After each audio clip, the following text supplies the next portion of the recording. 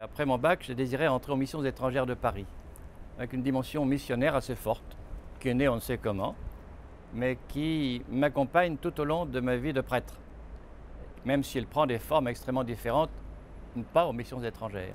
Et le second élément, c'est qu'au retour du service militaire, dans un temps de discernement à l'abbaye de la Pierre-qui-Vire, j'ai eu un temps de prière fort avec une parole qui m'a marqué.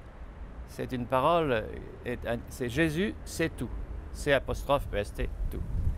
Et cette phrase que j'ai appris depuis était de Saint Benoît, m'accompagnait tout au long de mon sacerdoce, de ma vie de prêtre, en mettant vraiment le Christ au centre, avec les limites, avec toutes les fragilités qu'il peut y avoir dans la vie d'un homme. Mais ceci reste, 50 ans après, très présent dans mon existence. Le séminaire s'est passé plutôt tranquillement, si ce n'est que j'ai été rappelé en Afrique du Nord au milieu du séminaire. Et donc j'ai vécu 6 mois profondément au milieu des hommes, et des musulmans en particulier, et que ça m'a beaucoup marqué au sein de ma formation. Mais ma formation m'a marqué de deux manières. D'une part, la lecture de la Bible liée à la prière, une sorte de découverte qui s'est faite progressivement dans mon existence. Et la seconde, c'est la dimension de la fraternité. La fraternité, d'une part, avec les hommes que j'avais rencontrés en Afrique du Nord, mais la fraternité aussi avec les prêtres avec lesquels j'avançais vers le sacerdoce.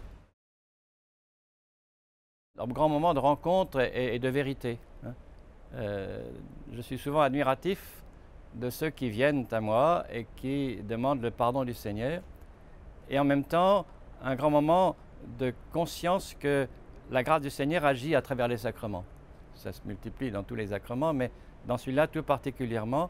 Et les paroles de l'absolution dite sont imprégnées, j'en suis plus ou moins imprégné, et me touchent autant que la rencontre et que la vérité des personnes qui se présentent à moi.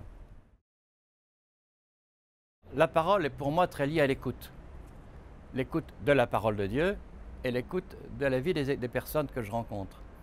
Et une prédication préparée au mieux, on fait chaque fois, on fait ce que l'on peut. Une prédication préparée au mieux est vraiment un temps de méditation longue de la parole, mais aussi de souvenir de telle ou telle réflexion ou élément de la vie de ceux que je rencontre. Et la prédication, c'est ce lien entre les deux, qui, au cours de la messe, de l'homélie, ouvre à l'Eucharistie. Ma prière est quand même très sensible à la vie de ceux que je rencontre.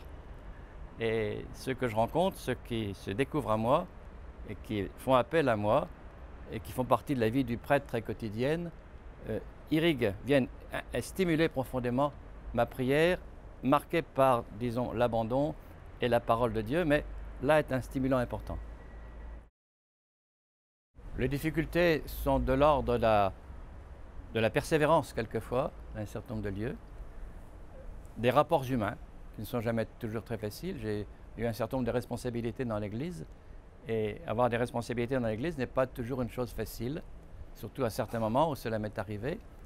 Et il y a eu à la fois une certaine souffrance, une certaine incompréhension, et des uns et des autres, mais aussi une joie, parce que je crois que souffrance et joie se rapportent, joie de découvrir qu'à travers ça aussi, il y a un chemin de l'Esprit du Seigneur qui nous guide. Et puis aussi, quelquefois, cette dimension de souffrance, il ne faut pas exagérer sur la souffrance, mais de ne pas arriver à faire tout ce qu'on aimerait faire. Et ça, c'est quand même un point important. Rencontrer des personnes en vérité et en confiance est toujours pour moi un grand moment de joie. La joie aussi est le moment de l'Eucharistie, où se rassemble profondément tout un ensemble de contacts pris, de foi vécue, de paroles reçues. Et la joie aussi, il y a un dernier mot que j'aimerais souvent dire parce qu'il me revient souvent, c'est, je pense que le prêtre est serviteur.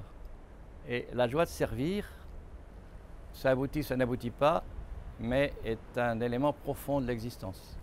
Sachant que la joie, elle apparaît, elle ne se programme pas.